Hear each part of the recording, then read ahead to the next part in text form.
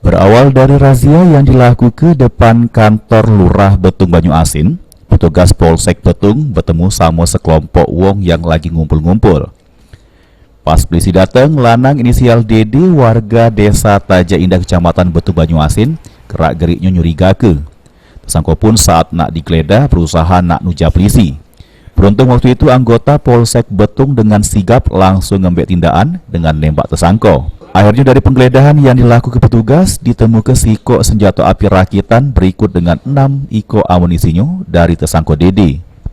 Seorang laki-laki yang menguasai, menyimpan senjata api jenis revolver rakitan dengan 6 peluru dan 1 bilah senjata tajam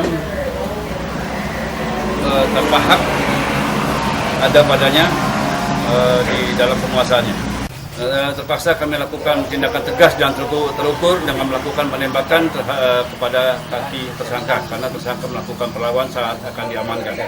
Nama Dodi bin Lekat akan kami kenakan sesuai dengan pasal 1 dan 2 Undang-Undang Darurat nomor 12 tahun 51 dengan ancaman hukuman 15 tahun. Ini Dede dijeblos ke jero tahanan Polsek Betung buat nebus kesalahannya. Sulaiman, PAL TV.